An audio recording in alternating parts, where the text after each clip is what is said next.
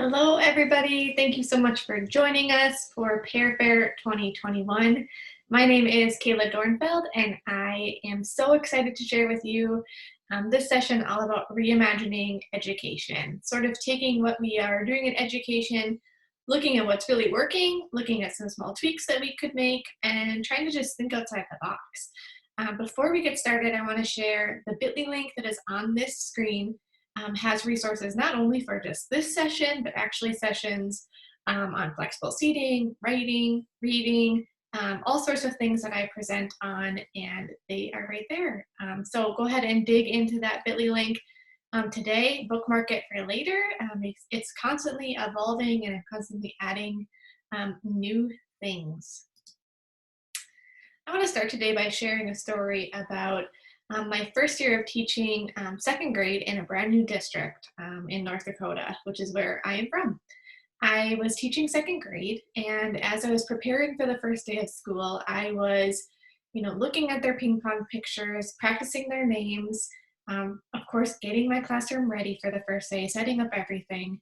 And the very first day of second grade came, and I was greeting students at the door, saying their name, helping them with their backpacks, getting them into our classroom. And that first day excitement that's also part nerves. All of that was happening that first day, not just for kids, but also for me. And I remember having everybody in my classroom, and I was still waiting for just one student. His name is Christian. And as I was waiting for Christian to come into our classroom, I started thinking, like, maybe he's actually enrolled in a different school district. Maybe he moved. Maybe they didn't know today was the first day of school. And some time had passed, maybe 10 minutes. And then I saw Christian standing in my doorway. And he looked like anything but wanting to be at school in my classroom. And I remember going up to him and saying, "Good morning, Christian. I'm so glad you're here. I was starting to get worried about you." And I remember him saying, "I hate school. I hate teachers. I don't even want to be here." And I remember taking a step back and then kind of getting down on his level and saying, "This year's going to be different, bud. I promise you're going to love school this year." And I remember him saying back to me, "You can't make me." I said, "You're right. I can't make you. But I promise you, you're going to love it this year. So let's just give it a chance." And time had passed. I remember driving home not shortly after that thinking, what am I going to do in this situation? How am I going to help this child? And what has already happened that in second grade, this child already does not like school, does not like teachers, and, just worried about this child. And, I got to know him and what he's interested in. Lots of phone calls and meetings with his mom. And slowly but surely throughout the year, we started breaking down some of those barriers and some of those walls. And as time had passed, we started doing Genius Hour in, January, February time in second grade. And back in 2015, 3D printers, 3D pens, all of those things were, newer technologies. And Christian had saved up all of his allowance money to go ahead and buy a 3D pen on Amazon. So his mom purchased it. They sent it to the school. He spent lots of Genius Hour periods just making things, creating things with his 3D pen. And I'll never, ever forget a day when the end of the school day came. All of the rest of my students had been dismissed. And we were waiting for his mom to pick him up like she typically does. And while we were waiting, I remember him kind of taking his time and, cleaning up his 3D pen materials. And he had waited until all the kids had left. And then he came up to me and he asked me, "Miss Dornfeld, I have something really, really important to ask you. And I've thought a lot about this." And I said, "Okay, buddy, what is it that you want to ask me? What is it that's really important that you need to say?" And he reached out from behind his back and he pulled out a 3D printed ring. And he said, "Will you marry me?" And I remember thinking, That seems like a question that we need to ask your mom. And so it's one of my favorite stories to share about him, and just sort of the transformation that can happen when you invest in those kids as kids, and, not just students in your classroom, or kids that you need to teach, or kids that you need to bring from A to, J in a school year. And actually on the last day of school, that same school year, the principal was on the intercom paging my name to come to the office. It was the last day of school, and they were having, a celebration in the teacher's room. And then I would hear Christian's name being paged because his mom was waiting for him to come. They just kept saying our names on the loudspeaker, and finally the principal came down to my room to just say, like, is everything okay? And everything was more than okay. Christian actually was just, crying. He was just hanging on to me. And, our principal said, well, your mom's here, and, we need Miss Dornfeld in the teacher's room because we're doing our end of the year meeting. And she said, it's time to go, bud. And Christian said, I can't let go of our last hug. I just remember thinking, what a transformation he had made in a school year, from not even considering that he wanted to give me a hug or even enter our classroom, to literally not being able to go at the end of the year.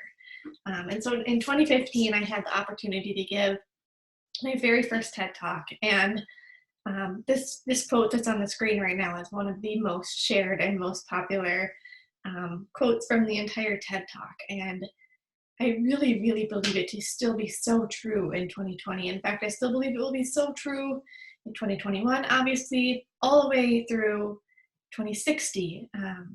Truly, truly, the basis, the foundation of successful classrooms is always going to be the relationships between students and passionate teachers.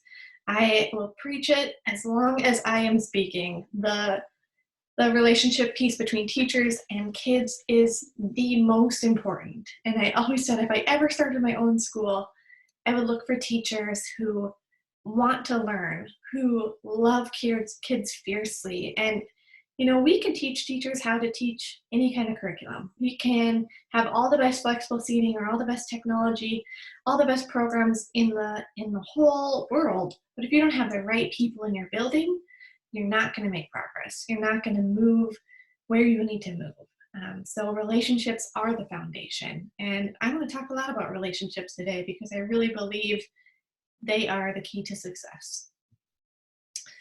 Before I go any further, I wanted to just take a quick second to introduce myself. For those of you who are new to me, my name, like I said, is Kayla Dornfeld. You can find me on all social media at Top Dog Teaching. I am the 2019 North Dakota Teacher of the Year and the 2020 Top Educator of the Year in the United States. But truly, I'm also just a kindergarten teacher in North Dakota who also gets to do some speaking and writing. And I love this time in my life where I get to teach in a classroom and also still be able to speak, to educators all around the world about, my experiences in the classroom. And some of the stories that I'm going to share today happened this year. They even happened in this last week. And so that's a little bit about me professionally. And this is a little bit about me personally. So first and foremost, I am a super duper proud dog mom. We have 3 dogs right now. I am a stepmom to 2 kids, Kieran and Savea. I am an infertility warrior, and we are actually currently in our 2nd round of IVF treatments right now. And so we are just hoping and praying for a little one soon. I am married to Pastor Dan Dornfeld, and we actually got engaged in my classroom, which you can see in the middle picture on the bottom there. He asked me to marry him in my classroom at the end of a school day, which was dreamy and magical. And then we ended up getting married about 6 months later on a snowy, blizzardy day. You can see snowflakes all over that picture, and it was so perfect. And I'm going to talk about that again in a little bit.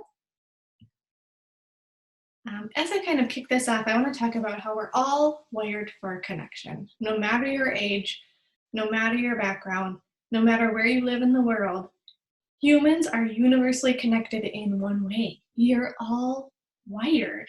You're all built for connection with one another.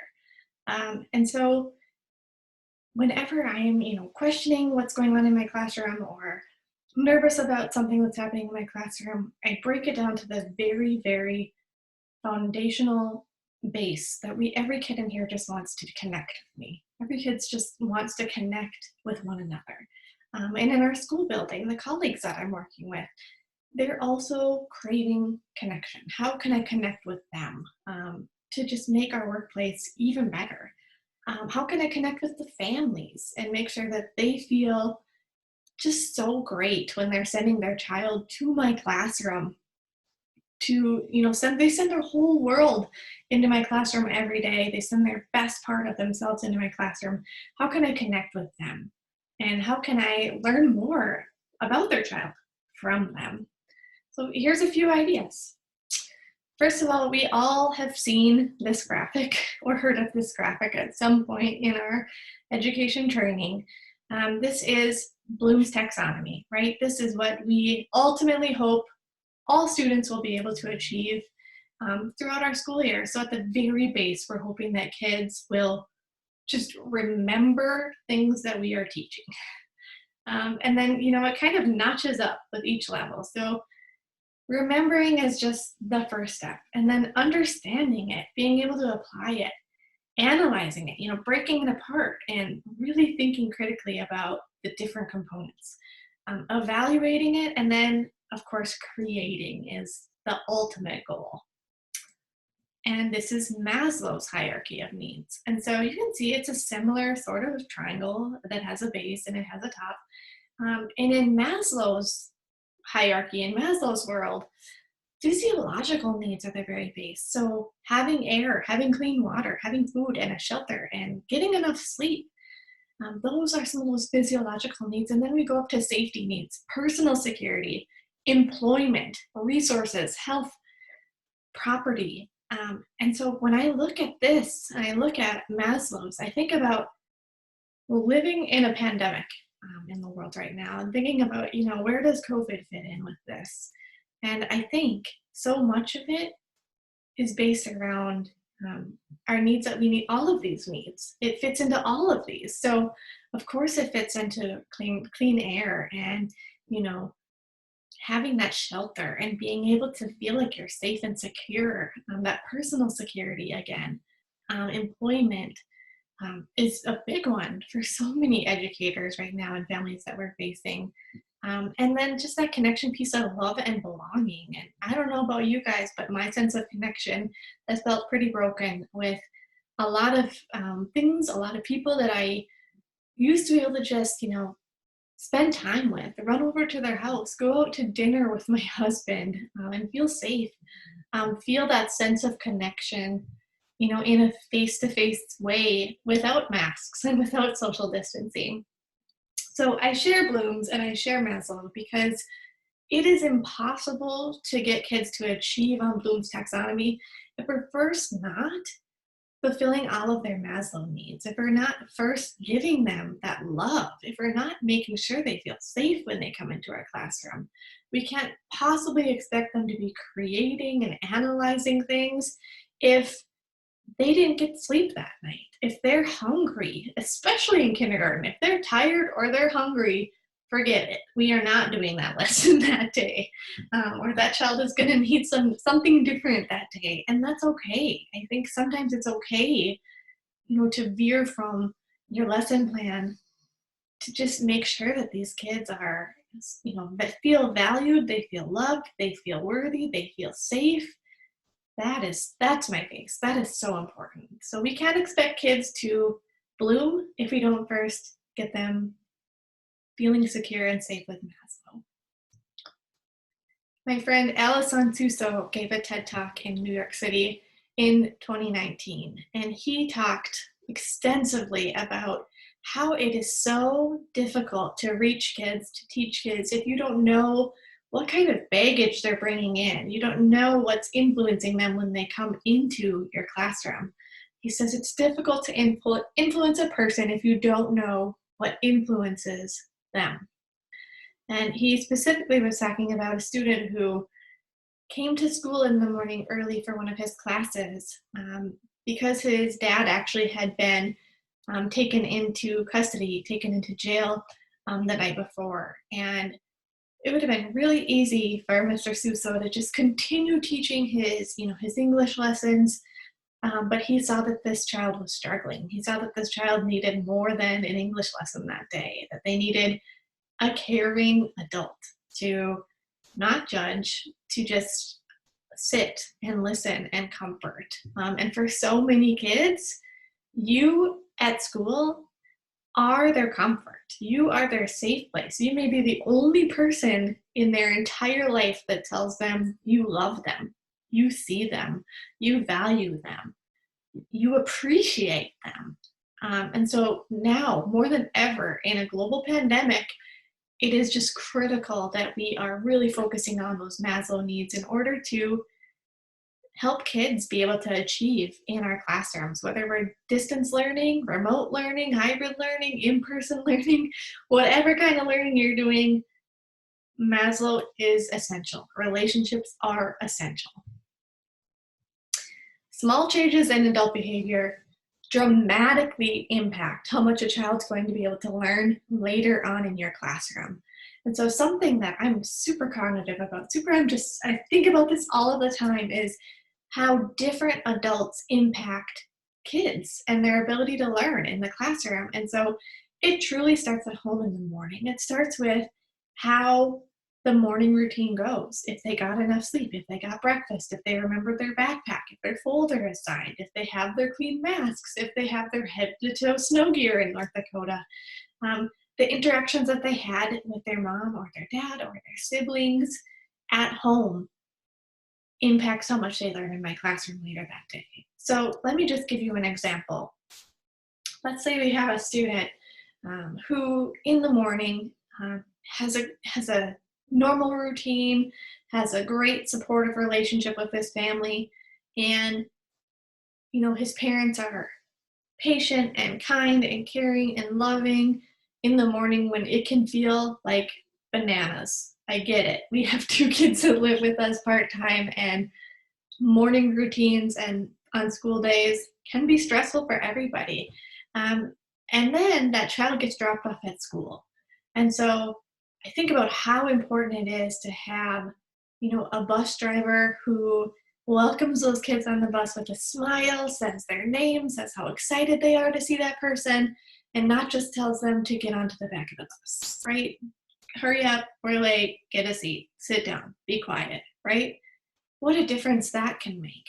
And then that child comes to school. They arrive at the school doors, and how amazing is it to have an adult at that door, maybe a principal or a teacher or, a helper, a parent, a para, anybody who can greet that child with a smile, with excitement, with saying their name. And then in our building, we have somebody who is right there with the breakfast. And she's amazing. She knows their names. She tells them good morning to every single kid, whether they get breakfast or whether they walk down to their classroom. And then we have different paras in our hallway who are ready to temperature scan our kids, and they say good morning, and they make conversation with our kids. Again, they say their name. And by the time that child comes to my classroom door, they have had interactions with between 4 and 6 or even more adults. And if those, what we call micro interactions, we're talking about interactions that last between 3 and up to 10 seconds. If those micro interactions are positive, that child is coming in with a love tank that is more full, and they are going to learn more in my classroom than if those 4 to, let's say, 10 micro interactions are negative, or bringing that child down, or reminding them of things that are hurtful or that they don't see as a positive about themselves. They're not going to come into your classroom ready to learn. They're not going to have a successful day compared to those other students who have had those positive interactions. And so every interaction matters. Every single interaction matters. And those micro interactions can have a huge impact on student learning. So this is why it comes down to relationships first and everything else second. And I know everybody talks about how relationships are the most important. And I truly, truly believe they are the foundation. And so I'm going to go ahead and just share some different things that I've done in both my kindergarten classroom, second grade classroom, third grade classroom, um, my teaching career to just really work to build relationships with kids and colleagues and families. So first I want to just share this is my kindergarten classroom this year. This is a picture of me and my kindergarten teammate. Her name is Mrs. Jagger, and this is one of the first days of school. And when I started talking about relationships, I really think about relationships with students and teachers. But the longer that I teach, the more I realize that so much is really centered around you and the colleagues and your relationship with them. And so I am so, so blessed to have a colleague who, lifts me up. As I moved I had taught 13 years in second grade and third grade. And this last year I was really feeling just a nudge, sort of a push to make a big change. If you've heard me speak before, you're probably surprised that I did this, but I moved to kindergarten, and it has been magical because of a supportive teammate. She's the kind of teammate who, makes copies for herself and then makes copies for me, and she doesn't stop there. She actually puts them in my Monday, Tuesday, Wednesday, Thursday, Friday drawer.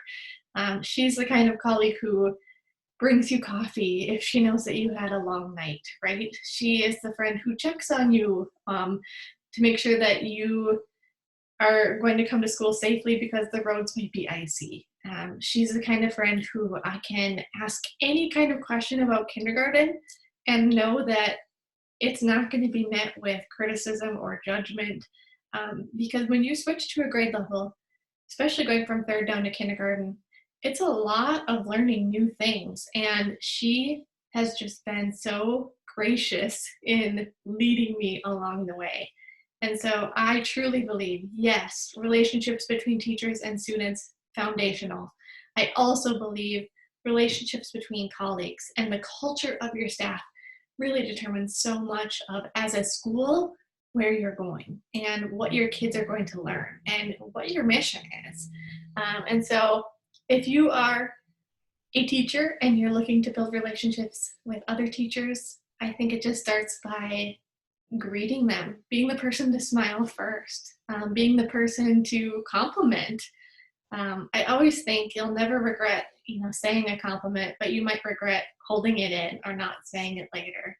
Not being afraid to ask questions, getting into other classrooms if you can, and observing and learning as much as you can, because teaching is a team sport. It is not meant to be done as an individual. It's not meant to be a competition. It's meant to be a collaborative, function. It's meant to be something that we do together to uplift all kids. And some kids, they just need a clean slate every single day, whether you think they deserve it or not. And for me, this is just having so much grace for kids, and realizing that they're kids and they will make mistakes. They will break your rules. They will challenge you. They will make you wonder why you're doing what you're doing. But I think every kid deserves a clean slate every single day. The last thing that a kid needs to feel is that you're still going to be holding a grudge from something that they did yesterday the next day, and just giving them that fresh start. And I would even push this a step farther to say that some kids need a clean slate, not just every single day, but every single lesson, every single hour. Just give them that overwhelming grace. I use the 5 love languages, both in my personal life as an adult and with my students as well. So this is actually by Dr. Gary Chapman, and he has so many books on love languages. But when it comes to working with kids, I use the 5 love languages for kids. And basically, every person loves to feel love, needs to feel love in one of these one of these 5 ways, and there's usually one primary way. And it might change based on your season of life or how old you are or different things that are happening in your life. So for me, my primary love language is actually acts of service. So when my husband washes my car or fills up my gas tank, or Oh my gosh. I mean, I hit the jackpot because every morning he brings up my coffee exactly how I like while, I'm standing in the bathroom getting ready for the day. He makes me smoothies for lunch so that I can get my protein in for hopefully me and baby as we're going through IVF. Um, if he unloads the dishwasher or makes the bed or, folds the laundry, like those are all super big things in my world when it comes to feeling loved. And I know for him, he loves words of affirmation. And as a pastor, so much of his work is lifting up other people. And so whenever I can lift him up with, like a love note that I leave in his office at church or just a text message, even this morning, just a quick text message after, his message, and just giving him those words of affirmation is huge. And so I think it's really important for us to be just really thoughtful, I'm going to say, about our kids and identifying their love languages. For example, not all kids love physical touch. Not all kids want to be hugged by you or touched by you. And other kids definitely do. You can really quickly identify kids whose love language is quality time because lots of times those kids, are the kids who come to school early, are the kids who you turn around and they are right there all of the time. The kids who, when you open up, seating, they're the ones who want to sit right next to you. Those are the kids who need just some one-on-one time with you and some attention to you. And they fill their love tanks just in moments that you spend with them. So if you're not sure what your love language is, or you're not sure what your students are, I would just for sure go to the 5 love languages, just Google it, and there's an online quiz that you can take, and it identifies your love language in, I think, like 3 minutes or something. And then as far as students go, there's also information on the website, and there are some different books that I use in my classroom for that as well. So definitely something that has tremendously impacted me and the relationships that I have inside and outside of school. Actually, one of the first things I did when I moved to kindergarten this year was have my partner teacher take the 5 love languages quiz so that I could identify what is it for her, how does she like to be loved, so that I can just make sure that she feels appreciated as well. So for kids who have, they love that quality time, they want to be with you. One thing that I do in my classroom is lunch dates. And so kids can sign up to have lunch with me in my classroom, or this is actually a picture of my student teacher and me during quarantine in the spring. We found out, we are not going to be in person teaching, we're going to be teaching online, and that shook up a lot of different things. And for some kids, they just needed that time with me. They just wanted that time with our student teacher. And while we were still doing group Zooms, they were kind of craving just something a little bit more. And so we started transferring lunch dates from in the classroom to lunch dates on Zoom. And it is so much fun, so much fun to be able to just talk with kids about anything and everything, and knowing that it doesn't necessarily have to be about school. It can be about anything that they want to talk about. And so some of our lunch dates were just hanging out and listening to kids talk about Pokemon or Roblox. But it's really just a time to connect with kids and one-on-one to fill up their love tank with just those moments. This is a picture of what a lunch date looked like in my classroom pre-corona. And so they would just grab their trays, they would sign up with their buds, and they would come down and they would just share time with me. And we would talk about anything and everything. And I remember taking this picture before I was heading to Florida for a conference, and I was talking about the 5 love languages. I was talking about relationships, and I had told these guys, okay guys, I need a picture of lunch dates and what it looks like so I can share this with teachers. And I'm just going to take a quick picture. So everybody just, smile nice. And this is the picture that I ended up getting. And I actually love it so much because it is just such a true indicator of what can really happen on these special lunch dates. An example of words of affirmation is on the screen now. So just signing different notes for kids that has specific feedback about something you notice them doing. to take this even a step farther, you could use a nurtured heart approach, and you could, say, write down something specific, like, I saw you help a child pick up their lunchbox when they drop that on the floor, and then say a trait that, or a characteristic that you know to be true because they did that. So I saw you pick up, that lunch bag, and that shows me that you are kind and that you are caring and that you're looking out for other people. So being specific and filling up those love tanks, filling up that inner wealth with words of affirmation can have a tremendous effect on how kids feel about their potential in your classroom, their security in their classroom, and their relationship with you. And so I don't encourage you to just write, a note that says, great job, or you rock. Like, being specific about identifying what it is that makes them awesome. And let me just take this a step further and say, when you're contacting parents to say, they had a great day, be ready with examples about exactly what you witnessed that child doing that was great, because parents know that their kids are great. They know that their child's awesome, but they want to know how you saw them being awesome or how you saw them being great. During this last spring, as we were kind of going into April and May, we realized that we weren't going to be going back into person with our students. And while connecting on Zoom is such a blessing, it's not the same as being able to connect in a classroom. And we enlisted the help of our fire department and our police department, and we arranged for a parade to go through our town, through our whole community, to just drive past every house and just wave and say hi and connect, just connect. And so this is our car all decked out with just signs.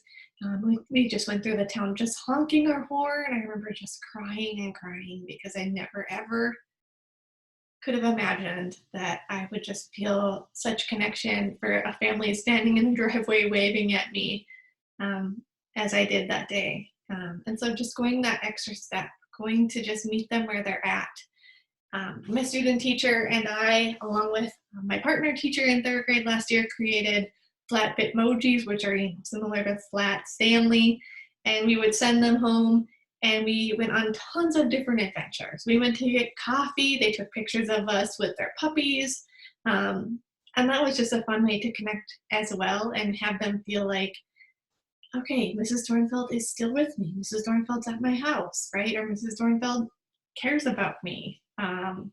Just kind of being present in a way that I couldn't otherwise be at their house, obviously. And so this was one of my favorite items that was submitted on Seesaw. This is my partner teacher and I just enjoying a quick Starbucks run with a student last spring. We actually did house visits where we would go right to their doorways to drop off things that they might need, to say hi, to connect with kids, socially distance, of course, with us wearing masks.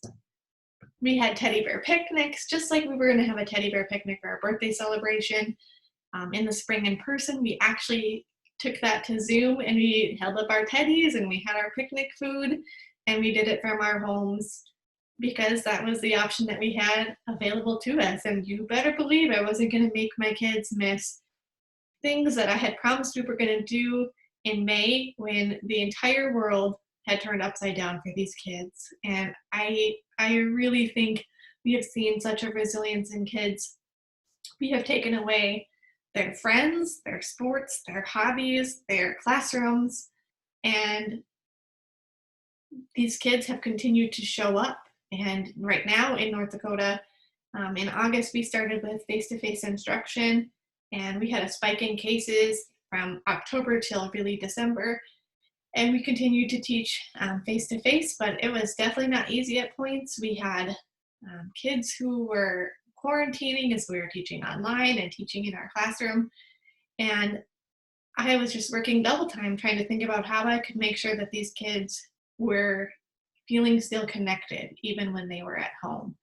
And sometimes you just got to get really creative and think about, if they were in the classroom, what would I be doing? And so Teddy Bear Picnic happened in the spring because we were going to do it in our classroom. These are some pictures of my kinder babies. And I just think about, I believe my mission in education, my calling in education is just to love kids and to love the people that I work with and to love families. And I have such a privilege in kindergarten to be kids' first ever experience with school, to be their first teacher, to witness their birthdays and their celebration and their joy for literally everything. Everything is exciting to them. During calendar time, if we have 5 tallies and it's a bundle day, they break into cheering and clapping and songs, and they're so excited about everything. And so birthdays, especially in kindergarten, are a big deal, and connections, especially in kindergarten, are a big deal. And so one of my favorite quotes that I'm sharing today is by Bob Goff. He says, "Quit waiting for a plan, just go love everybody." And so I think as teachers, sometimes we think we need to have, the outcome, the plan. How does this relate to the standards? And the truth is, love doesn't relate to the standards. But without love, your standards can't be met. The truth is that kids are learning who they want to be by watching you. Some kid is learning how to be an adult by watching what you say and watching what you do. And I think about it, especially in this picture. This was happening at the UND SUE Awards, which is just like an alumni awards banquet. And I had received this award in 2019. And I remember when they called me, they were saying, "Congratulations, you earned this Young Alumni Award, and you'll have 20 seats at this black tie gala." And I asked them on the phone, "How many seats can I have for students or for kids?" And typically, you probably guessed it, kids don't attend this event, but they let me bring 5 different students. And I think about this girl who is so small in this picture with this black bottom and the white top, and she's just looking at me. And I know that this girl wants to be just like me when she grows up. She wants to be a bonus mom and a dog mom. She wants to be a teacher, and I love leopard print, so she loves leopard print. I say certain things, so she says certain things. And she's actually in 6th grade this year. She's now taller than me, and she knows that if she waits around in the lunchroom long enough, that I will be coming with my kindergarten kids to scan them in for lunch and get them seated for lunch. And so I get to connect with her just in passing in the lunchroom. And you just never know who you're inspiring and who you are impacting, especially in education. Everybody is watching you, and kids are learning who they want to be by watching you and learning from you. In 2015, I got a note that says, "Dear Mrs. Delzer, I love you so much. I want to live with you for the rest of my life. P.S. Even when I am dead." So for me, this is my ultimate goals, right? I want kids to love me so much, feel so safe and secure with me, that they not only want to live in our classroom space with me, but live with me at home and for the rest of their life. And even when this child is dead, he still wants to live with me. We're going to switch gears just a little bit here to talk about engaging the mind. And of course, I cannot be talking about Pear Fair without talking about my favorite technology tools, apps, websites that I have been using in my teaching career. So some of these might just be, I'll make sure to tell you if it's something that we're loving, it's a hit in kindergarten, or if it's a hit in 3rd grade, or if it's something that you can be using K through 12. So let's dig in. First is Seesaw. I would not have been able to survive the pandemic teaching, or even in my classroom this year teaching, without Seesaw. It's an online portfolio that allows students to take pictures of their work, and in kindergarten, record their voice, which is so, so important. It also allows me to record my voice for assignments for them, because as you might have predicted, some of these kids are still learning how to read, and being able to hear my voice has been really a cool tool for them to be able to hear my voice and know what the directions are. I also just wanted to share that it's not only an online portfolio that allows kids to submit their work throughout within the app, but also parents sign up. And so parents get a notification when there's new activity in their child's Seesaw journal, and they're able to see learning that's happening in real time in our classroom as well. Seesaw is great for kids it used to be just grades K through 8, and now they've expanded and the focus is really grades K through 12. Flipgrid is an amazing tool founded in 2015, recently purchased by Microsoft, that allows students to record videos of themselves, and you can, as a teacher, put them all in one space on one screen as a grid, and then students can go in and listen to other students' videos and comment on it or like it. Again, great for kids in grades K through 12. Explore.org is a super duper favorite, especially in elementary school, but also in high school, I would say. It basically is a home for webcams everywhere that you might want to watch, from brown bears to the coral reef. When we were just studying penguins in December and January, I put on the penguin cam and my kids were immediately engaged and just obsessed with watching these penguins eat and swim and jump and hop. And so definitely one to check out if you're looking to take your engagement up a level, or if you're just wanting to meditate. There are also some different webcams on here that are really calming, and sort of maybe something that you just have on, in the background when you're also doing instruction. The next one I want to share is Prodigy Math app. This one is grades 2 and up, and it is basically like Minecraft meets math. So these students create their characters and they have these battles to be able to go to the next level, to level up.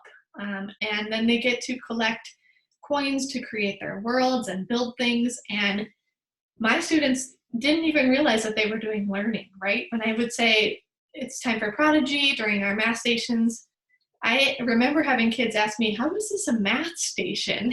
And really, like, they didn't even realize they were doing so many of the different math standards that I had set out for them to do during math stations through a game, right? Through Prodigy app. So definitely check that one out.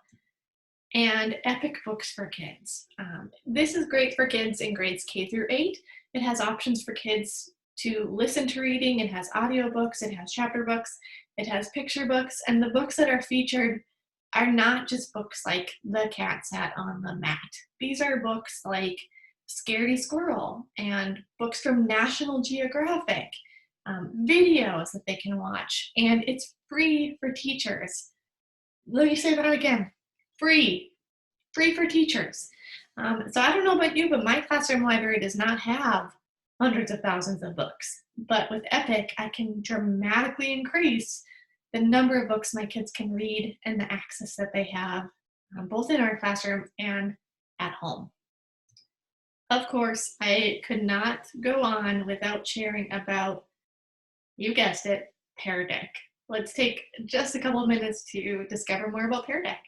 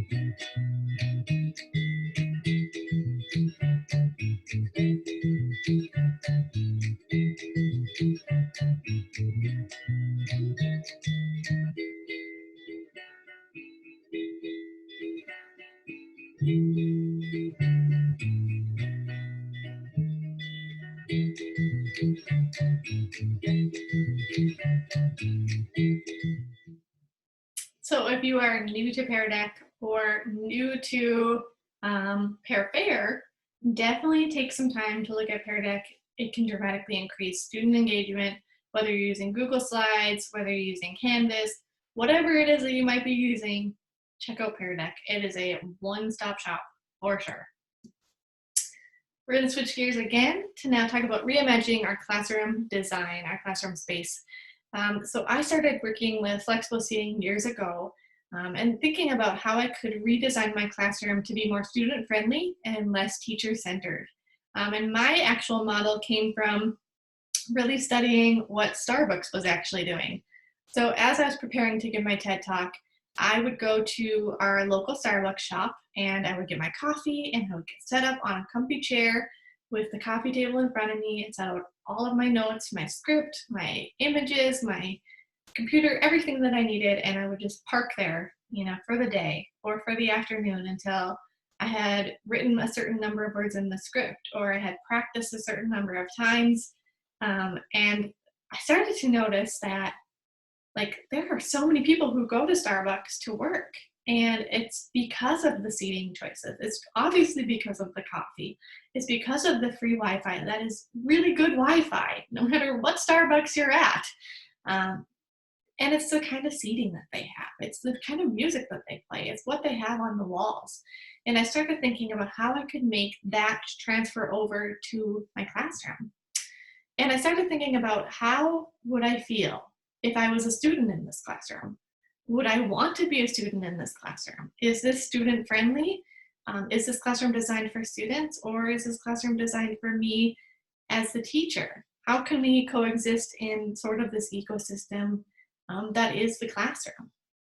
And so I wrote this piece in Edutopia that really exploded, and I knew at that point that many other teachers were also looking for something different. They were looking to do some redesign of their classrooms.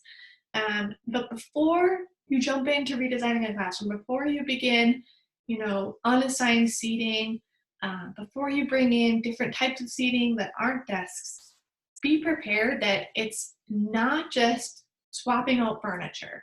It's actually a shift in your structure and your teaching philosophy. It's a mindset shift that needs to happen. And you're releasing so much power as a classroom teacher, but I found that the more power you give up in your classroom, actually, the more power you get back. And so I went to my principal and I got permission to get rid of the desks and to change to tables and to bring in not just the typical traditional seats, but to bring in some stools, some yoga balls, a standing table for kids to stand and work, some comfy seating like they have at Starbucks, to think about what I'm hanging up on my walls and make it kid-friendly, but also something that is Starbucks-esque, something that might make my classroom feel more like a Starbucks. And I just want to say this one more time. Flexible seating doesn't mean that you get rid of all structure. And I think that's one of the major I don't want to say complaints, but one of the major concerns maybe that I hear about flexible seating is that kids need structure. And I'm not saying kids don't need structure. Of course kids need structure and routine and schedules and expectations and clear rules.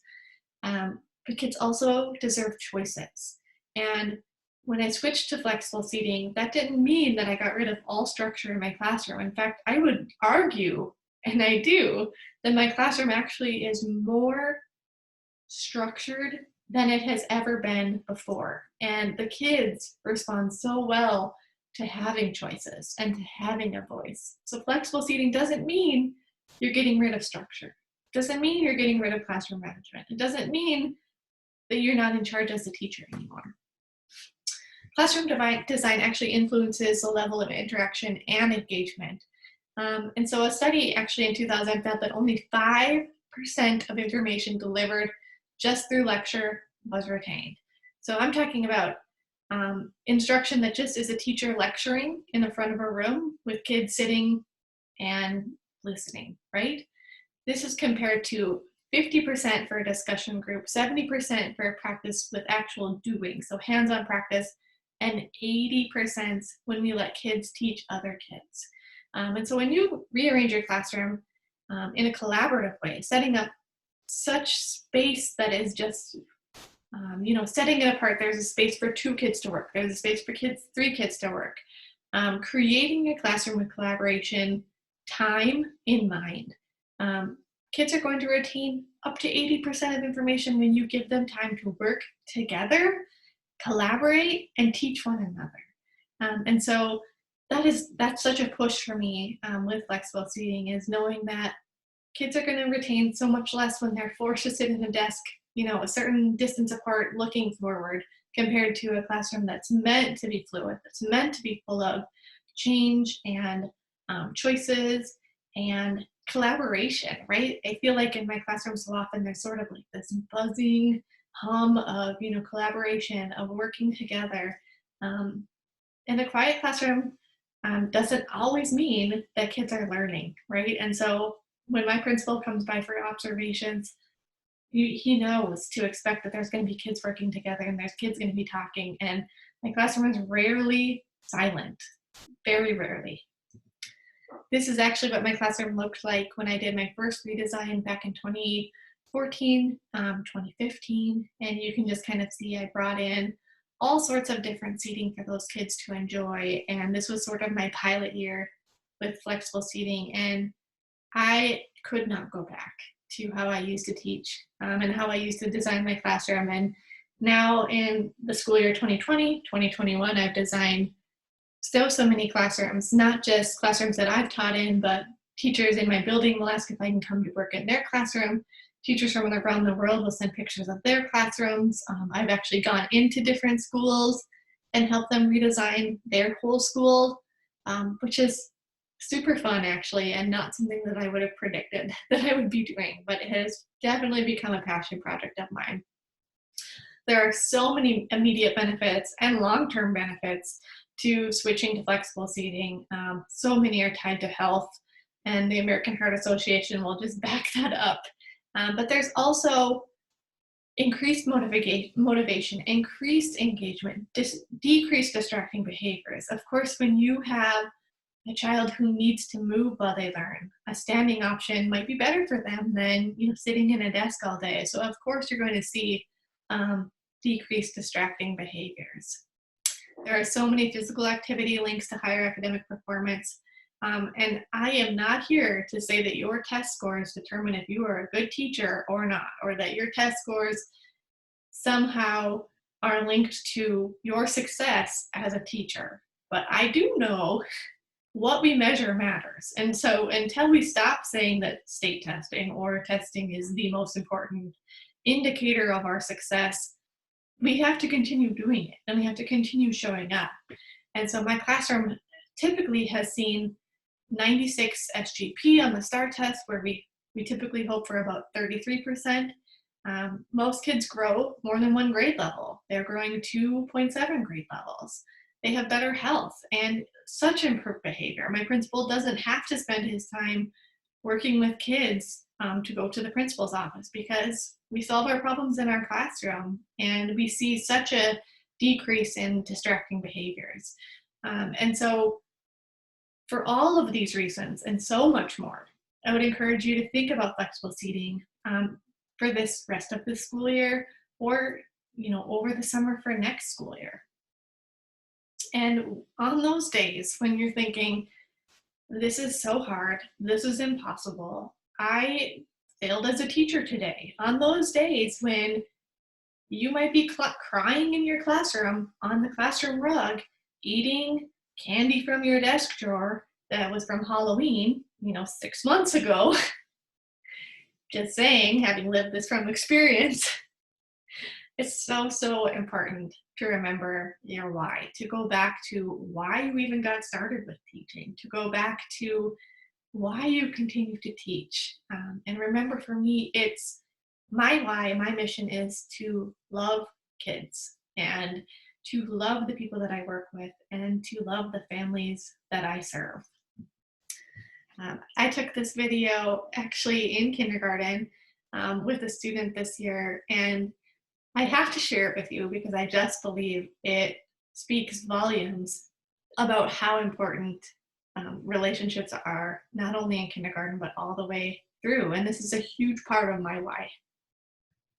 Okay, Pastor Dan, I'm here with Nova. And Nova asked me a very important question today, and I said, I don't know, we have to ask Pastor Dan.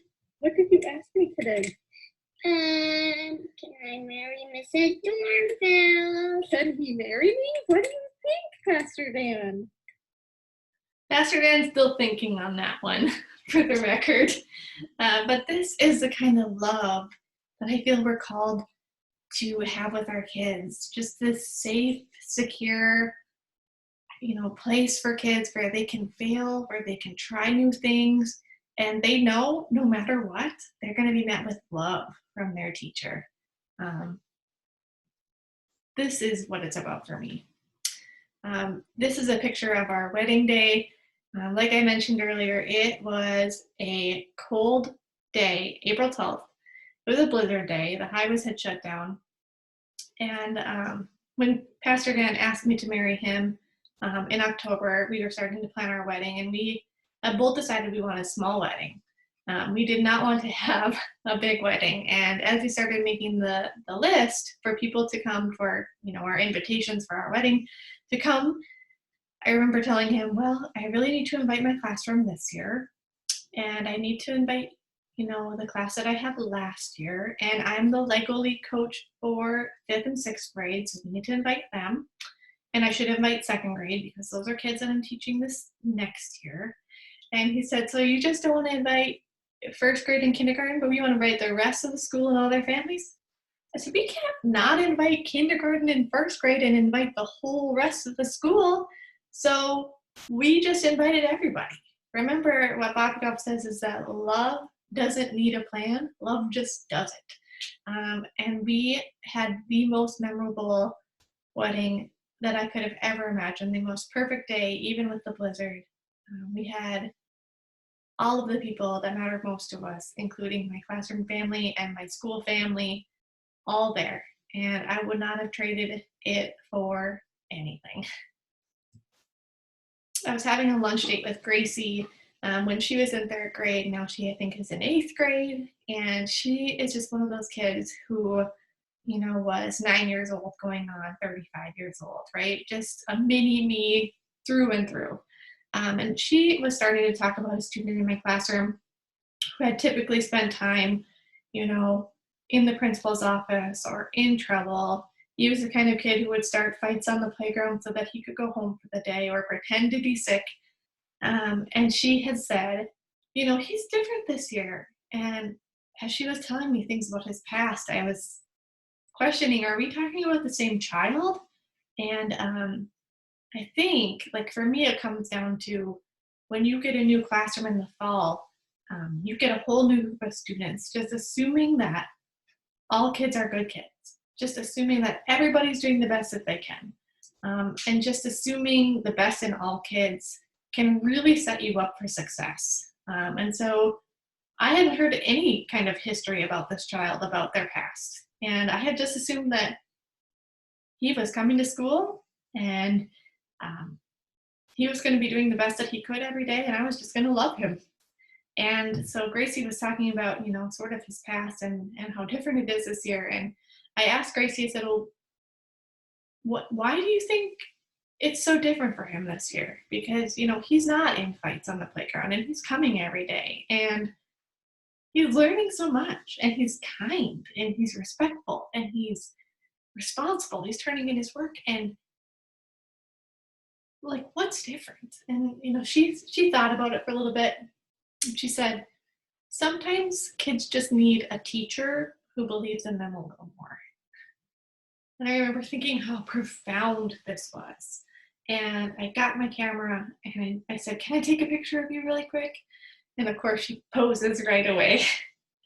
And I wrote down her quote and I texted her mom and I said, if all teachers truly believed that they were the difference maker for whether kids succeed or whether kids fail, just by believing in all kids just a little bit more, just by seeing that potential, but just by believing that all kids are good kids, that could just totally change the entire path for a child and their life.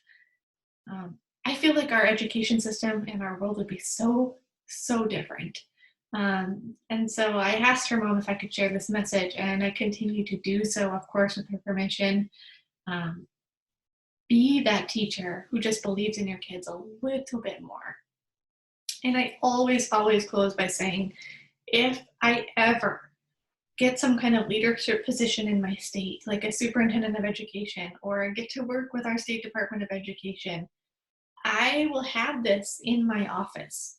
I feel like so often in education, we make choices for kids based on what grown-ups think might be best, or what's easiest for adults, or what's best for the budget, or because we have to do state testing. And I don't think that's the way that it should be. So when I make decisions in my classroom, when I work at my school level, or when I even work at our state level on different committees for our education, this is my compass. This is my true North Star. This is why I do everything that I do as a speaker, as an author, as a classroom teacher. If it's right for kids, it's right. This should be our true mantra, our mission, our why, our everything. And I hope after hearing me today, you'll embrace this with me, and you'll look at what's right for kids and dive into that. Not necessarily what's easiest for us as teachers, or what's most comfortable for us as educators, or what fits the budget at this time, but what's right for kids. And do that. Just go out and do that. Thank you so much for sharing your time and your space with me today. I hope that you're feeling energized and inspired and are ready to just go out and do what's right for kids and put relationships first. My social media information is on here, my email address is on here, and my bit.ly link for all my resources is on here too. Special thank you to Pear Deck for hosting the Pear Fair, and for all of you for tuning in and watching me today. Bless you. Have a great rest of your school year.